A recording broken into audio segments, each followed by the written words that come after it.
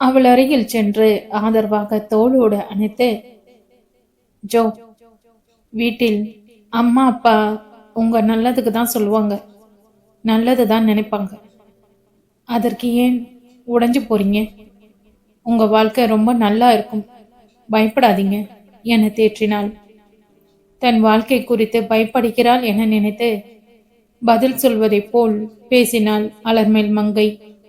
விழிகளின் நீருடன் அவளை ஜோதி ஏறிட்டு பார்க்க முறுவலித்த அலர்மேல் மங்கை, நமக்கு அப்பா அம்மாவை விட யார் நல்லது பண்ண முடியும்? நமக்கு எப்படி அவங்க முக்கியமோ அவங்களுக்கு அதை விட நம்ம சந்தோஷம் ரொம்ப முக்கியம். கிடைக்காத பொக்கிஷத்தை நினைச்சு கனவு காண்றதை விட கிடைச்ச நிதர்சனத்தை பத்திரப்படுத்திக்கிட்டு நிஜமா வாழணும் என்றாள் தொடர்ந்து. அதை கேட்டதும் ஜோதி உடனே மனம் மாறிவிடவில்லை என்றாலும் அவள் சொல்வது எதையும் மறுத்து கூறவில்லை. ஆம், கிடைக்காததை நினைத்துதான் கனவு காண்கிறாள். அன்றே சூர்யா திட்டவட்டமாக சொல்லிவிட்டான். காதலில் எல்லாம் அவனுக்கு சுத்தமாக நம்பிக்கை இல்லை என்றும் வீட்டினர் சொல்வதை மட்டுமே கேட்கப் போவதாகவும் சொல்லிவிட்டான். அதனால் அவள் நேரத்தை விரியம் செய்ய வேண்டாம் என முடிவாக சொல்லிவிட்டான். இருந்தும் மாப்பிள்ளை பார்ப்பதை அவளால் தாங்கிக் கொள்ள முடியவில்லை. வீட்டில் என்ன சொல்லி திருமண பேச்சை தவிர்ப்பாள்? அதனாலதான் உடனே வந்து சூர்யாவிடம் கண்ணீர் விட்டாள். மனதின் மூளையில் ஒரு நப்பாசை. அவளது கண்ணீருக்காவது மனம் இறங்குவானா என நினைத்தாள். பரிதாபத்தால் வரும் காதல் நிலைக்காது என அவள் புரிந்து கொள்ளவில்லை.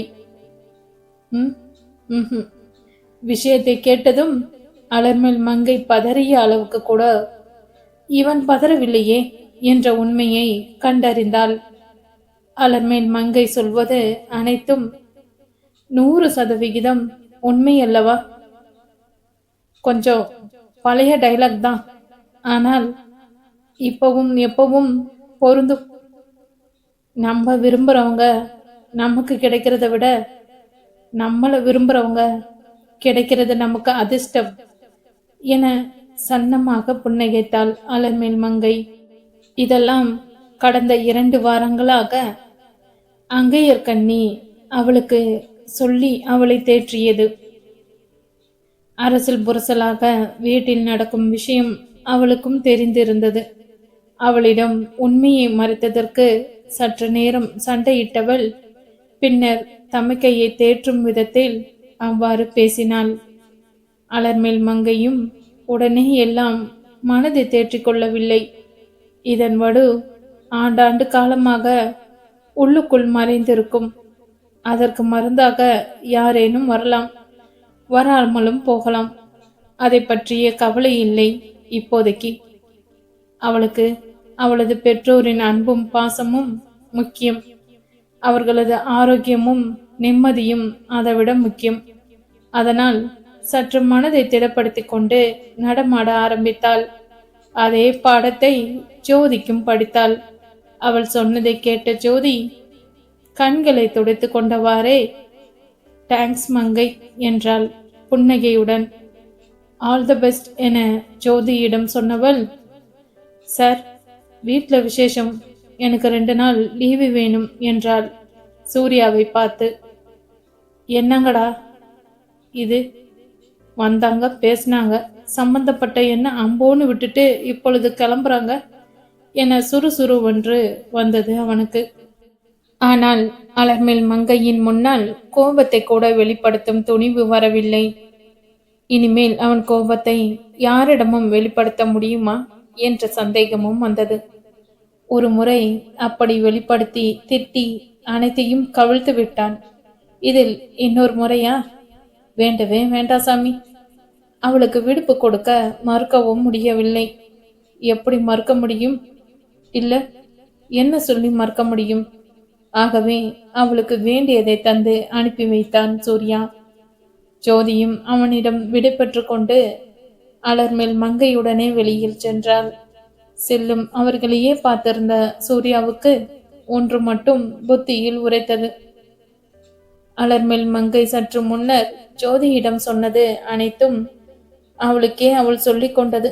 அதுவும் அவனுக்கு தெரியப்படுத்த வேண்டும் என்ற நோக்கத்தில் சொன்னது.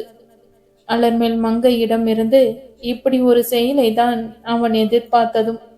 ஆனால் அவளின் மனமாற்றத்தை நினைத்து அப்பாடா விட்டது தொல்லை என அவனால் நிம்மதி அடைய முடியவில்லை.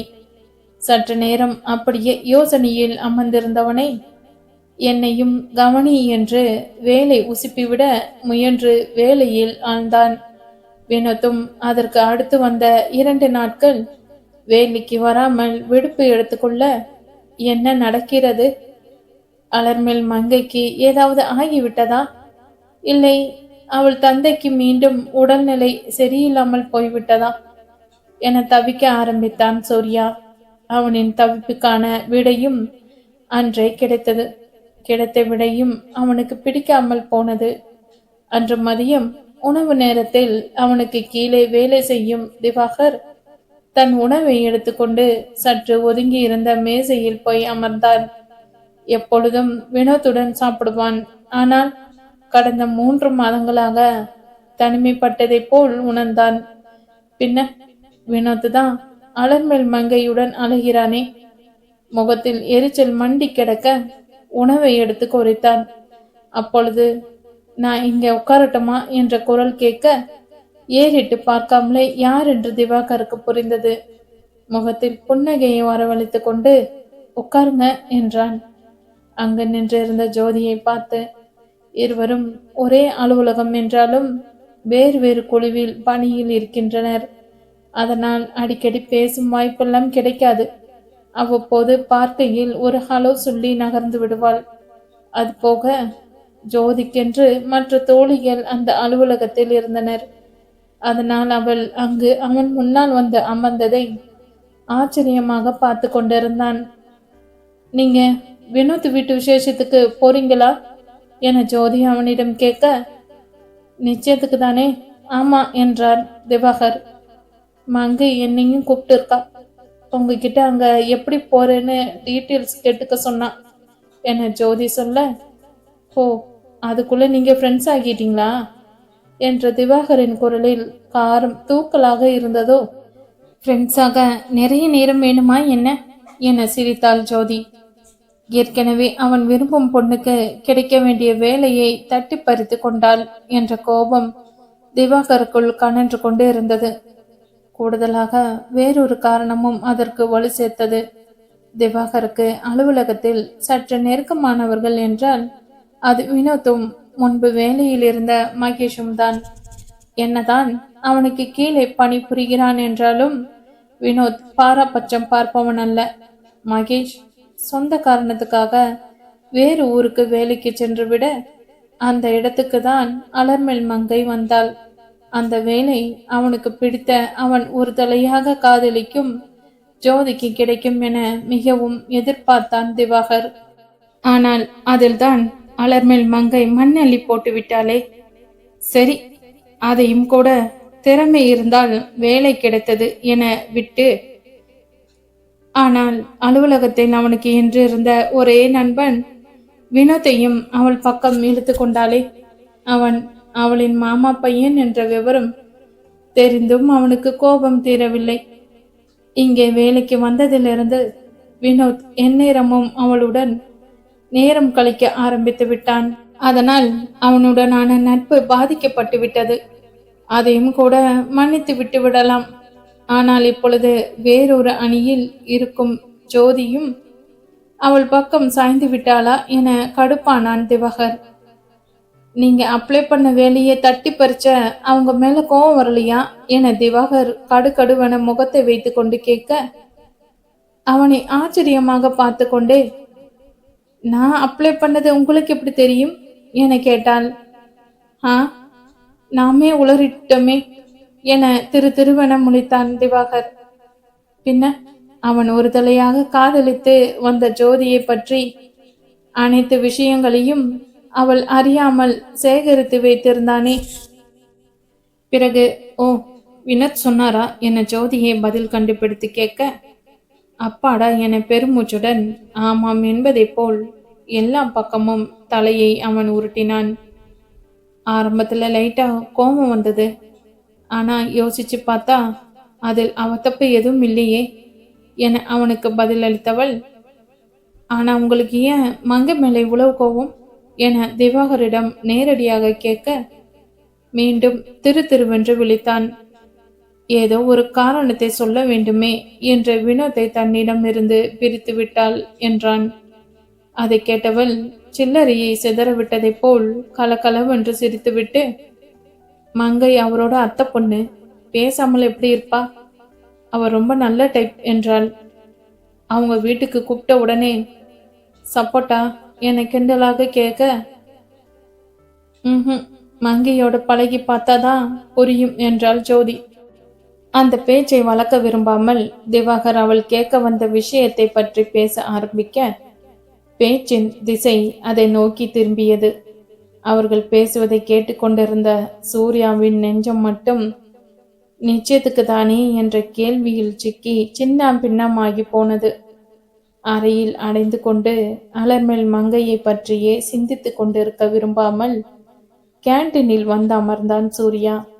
அவனின் நல்ல நேரமோ இல்ல கெட்ட நேரமோ, திவாகரும் ஜோதியும் பேசியது காதுகளில் துளைத்து உள்ளத்தில் ஓட்டை போட்டது.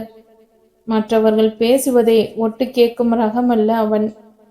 ஆனால் மங்கை என்ற பெயரை கேட்டவுடன் சூர்யாவின் புலன்கள் அனைத்தும் அலர்ட்டாகி அவர்கள் பேச்சின் திசையில் திரும்பின. அத்தோடு அவர்கள் ஒன்றும் ரகசியமாக பேசிக் கொண்டிருக்கவில்லை. சூர்யா சற்று மறைவாக பேசியது அமர்ந்திருந்ததால் அவன் அங்கிருப்பது இருவருக்கும் தெரியவில்லை. ஆனால் அவர்கள் அனைத்தும் சூர்யாவின் காதில் தெல்ல தெளிவாக விழுந்தது. அதற்குள் மனம் மாறிவிட்டாளா? எப்படி சாத்தியம்? அதைதான் நேற்று அவனிடம் மறைமுகமாக சொல்லிவிட்டு சென்றாளா? அவனுக்கு தெரியும், பெண்களுக்கு சுலபமாக மனதை மாற்றிக்கொள்ளும் குணம் இருக்கிறது என்று. அவனுக்கு கட்டாயம் தெரியும். அதனாலதான் அவன் தன் முடிவிலிருந்து மாறாமல் அலர்மேல் மங்கையின் அசைவுக்கு ஏற்ப ஆடாமல் பிடிவாதமாக நின்றான். அவன் முன்னால் காதலித்த சஹானா அப்படித்தானே? அவனை கருவேப்பிள்ளையாக உபயோகித்து தூக்கி எறிந்துவிட்டு தானும் சுலபமாக மனதை மாற்றிக்கொண்டு சென்று விட்டாள். நல்ல வேளை இவள் கையில் அவன் அகப்படவில்லை. இல்லை என்றால் அவன் நிலைமை எண்ணம் தறிக்கெட்டு ஓடிக்கொண்டிருக்க அதற்கு மேல் சூர்யாவால் அங்கே அமர்ந்திருக்க முடியவில்லை. சாப்பிடாமல் எழுந்து சென்று விட்டான். மாலை வரையில் அலுவலகத்தில் நேரத்தை நெட்டி தள்ளிய சூர்யா எப்போதையும் விட விரைவாகவே வீட்டுக்கு சென்றான்.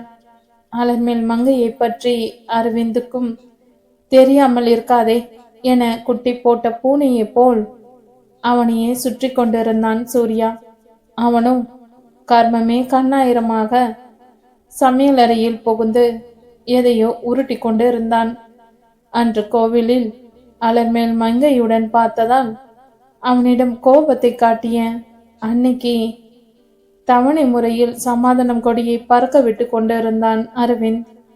கங்காவும் இவனின் திருவிளையாடலின் அனைத்தையும் மறந்து அவன் பக்கம் சாய்ந்து விட்டார். இது அடிக்கடி நடக்கும். உற்சாகமாக அரவிந்த் வேலையில் ஆழ்ந்திருக்க அதற்கு நேர்மாறாக சூர்யா மிகவும் சோர்ந்து போனான். பிறந்த நாள் அன்று அன்னையை கோவிலுக்கு அழைத்து செல்ல முடியவில்லை என்பதால் அந்த வார கடைசியில் சனிக்கிழமையன்று கங்காவை திருப்திப்படுத்துவென கோவிலுக்கு அழைத்து சென்றான் அரவிந்த். உடன் சூர்யாவும் சென்றான். இதைதானே அவரும் விரும்பியது. ஏற்கனவே கங்காவுக்கு கோபம் இருந்த இடமெல்லாம் ஞாபகம் இல்லை. இப்பொழுது பெருமை பொங்க மகன்களுடன் கிளம்பிவிட்டார். பெருமாள் கோவிலில் கொடுத்த திருநீரை 2 மகன்களின் நெற்றியில் இட்ட கங்காவின் முகம் பெருமிதத்தில் மிளிர்ந்தது.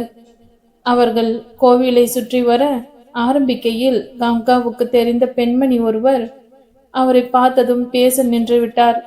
சூர்யாவும் தாயுடன் சற்று பின்தங்கிவிட அதை கவனிக்காத அரவிந்த் முன்னே சென்று விட்டான். அப்பெண்மணியிடம் பேசிவிட்டு கங்காவும் சூர்யாவும் கோவிலை சுற்றி வர அங்கேதான் அவர்கள் அலர்மேல் மங்கையை பார்க்க நேரிட்டது. கோவிலில் அனைவருக்கும் பிரசாதம் வழங்கி கொண்டிருந்தனர். அலர்மேல் மங்கையும் மேலும் 2 பெண்களும் வினோத்தும் அவர்களுக்கு அருகில் நின்று கொண்டிருந்தான்.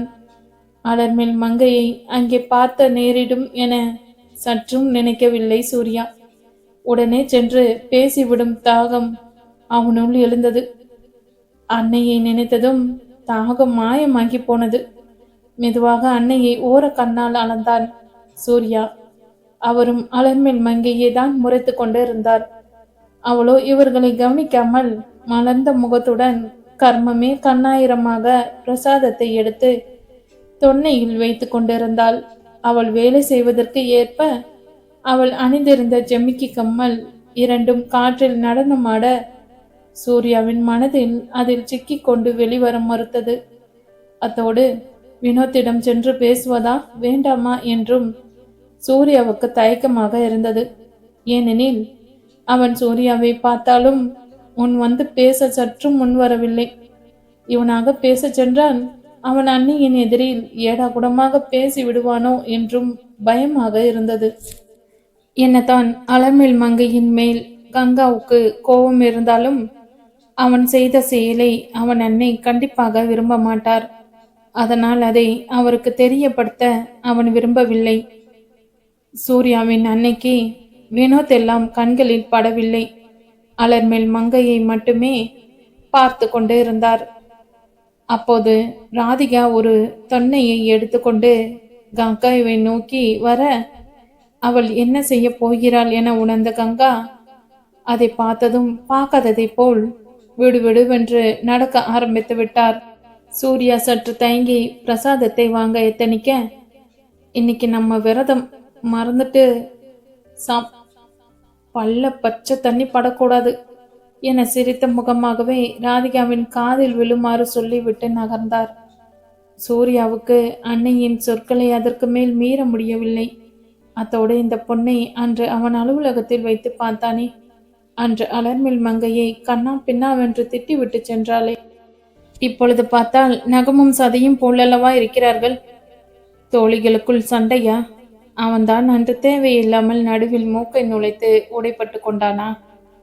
கங்காவின் கணீர் என்ற குரலில் அலர்மேல் மங்கை விழியுயர்த்தி பார்க்க அவள் பார்வை வட்டத்துக்குள் சூர்யா விழுந்தான். முகத்தில் எவ்வித மாறுதலையும் காட்டாமல் மீண்டும் குனிந்து தன் வேலையை தொடர ஆரம்பித்து விட்டாள். சிரிக்கவில்லை என்றாலும் பரவாயில்லை, தெரிந்தவன் என்ற முறையில் ஒரு தலையசைப்பாவது தந்திருக்கலாமே. சூர்யாவின் மனம் அதிலேயே உழன்று கொண்டிருக்க அன்னையை பின்தொடர்ந்தான். கங்கா விறுவிறுவென்று கோவிலை சுற்றிவிட்டு அரவிந்த் அமர்ந்திருந்த இடத்துக்கு அருகில் போய் அமர, எதுக்குமா இப்படி ரேஸ்ல ஓடி வர மாதிரி வரீங்க என்றான். உன்ன என அவன் முதுகில் செல்லமாக ஒரு அடி வைக்க, இந்தாங்கம்மா எடுத்துக்கோங்க என அவர் முன்னால் கையில் வைத்திருந்ததை நீட்டவும் கங்கா விசுக்கென்று திரும்பி மகனை பார்த்து முறைத்தார். சற்று முன்னர் பேயை கண்டதை போல் எதை பார்த்து பயந்து ஓடி வந்தாரோ அதே பிரசாதத்தை அரவிந்த் கையில் வைத்து கொண்டிருந்தான். இதை எதுக்கு வாங்கின? இப்பதான் அங்கிருந்து தப்பிச்சு இங்க வந்தா நீ இத கையில வச்சுக்கிட்டு இருக்க, வைக்கமே இல்லையா என அரவிந்திடம் பாய, யார் கொடுக்கறதையும் வேண்டான்னு சொல்லக்கூடாது என நீங்க தானே எங்களுக்கு சொல்லி வளர்த்தீங்க என போட்டானே ஒரு போடு. கங்காவுக்கு அதற்கு மேல் மகனிடம் கோபித்து கொள்ள முடியவில்லை. அது இல்லடா கண்ணா என அவர் குலைய, சூர்யாவுக்குமே நடப்பதை எல்லாம் பார்க்கையில் சிரிப்பு வந்துவிட்டது. அங்கே அந்த பெண்ணிடம் காட்டிய வீராப்பு என்ன, இங்கே மகனிடம் காட்டும் குலைவு என்ன? இப்படி மாத்தி மாத்தி பேசினா எப்படிமா? அவங்க வீட்டு பொண்ணுக்கு கல்யாணம் கூடி வந்திருக்காம், நல்ல மனசோட வாழ்த்தி சாப்பிடுங்க என கையில் எடுத்து அவர் வாயருகில் கொண்டு செல்ல அதற்கு மேல் அவரால் மறுக்க முடியவில்லை. கங்கா மலை இறங்கி விட்டார் என்றால் சூர்யாவின் நிலையோ கரடு முரடான பாதையில் வெறுங்காலில் நீண்ட பயணத்தை துவங்கியது போலானது. உண்மையில் திருமணத்துக்கு சம்மதித்து விட்டாளா என்ன? அதற்கு மேல் சிந்திக்கும் திராணியின்றி துருப்பிடித்த இயந்திரத்தை போல் செயலிழந்து போனான். விடுமுறை முடிந்து திங்களன்று அலுவலகம் வந்த அலர்மேல் மங்கையின் முகம் மிகவும் தெளிவாக இருந்தது. ஏன் இன்னும் அழகு கூடி விட்டதாகவும் உணர்ந்தான் சூர்யா. அலர்மேல் மங்கையோ கர்ம சிரத்தியாக தன் வேலையை செய்து கொண்டிருந்தாள். ஏதாவது சந்தேகம் எழுந்தால் வினத்திடம் அல்லது திவாகரிடம் சென்றாள். 2 நாட்களுக்கு முன்னர் தானே இந்த திவாகர் அவள் மேல் கோப முகத்தை காட்டிக் கொண்டிருந்தான். அதற்குள் ராசியாகிவிட்டானா? மொத்தத்தில் சூர்யா என்றொருவன் அங்கே இருப்பதாக பெயரளவில் கூட அவள் காட்டிக்கொள்ளவில்லை. அந்த சமயத்தில்தான் அவர்கள் அலுவலகத்தில் இருந்து சுற்றுலா செல்ல ஏற்பாடுகள் மளமளவென்று நடந்தது. அலர்மேல் மங்கை இங்கே வந்து சேர்ந்த புதிதில் அவர்கள் நிறுவனம் அதிமுக்கிய வெளிநாட்டு ப்ராஜெக்ட் ஒன்றை குறுகிய காலத்தில் முடிக்க வேண்டிய கட்டாயத்தில் இருந்தது. ஆகவே அந்த ப்ராஜெக்டில் உள்ளவர்கள் அனைவரும் அதிக நேரம் உழைக்க வேண்டி வரும் என சரவணன் ஆரம்ப கட்ட கூட்டத்தில் சொல்ல, இதென்ன புதுதா என்பதை போல் அனைவரும் ஒரு சேர முகத்தை வைத்திருந்தனர். அப்பொழுதுதான் அலர்மேல் மங்கை அவளது ஆலோசனையை சரவணனிடம் முன்வைத்தாள். இது போன்ற சமயத்தில் வேலை செய்பவர்களை ஊக்கப்படுத்தவும் மிகவும் முக்கியம். பணம் ஒரு பக்கம் இருக்க, குறிப்பிட்ட தேதிக்குள் முடித்துவிட்டால் இதில் சம்பந்தப்பட்ட குழுக்களை சுற்றுலா அழைத்து செல்ல போவதாக அறிவித்தால் வேலை இன்னும் துரிதமாக நடக்கும் என்றாள்.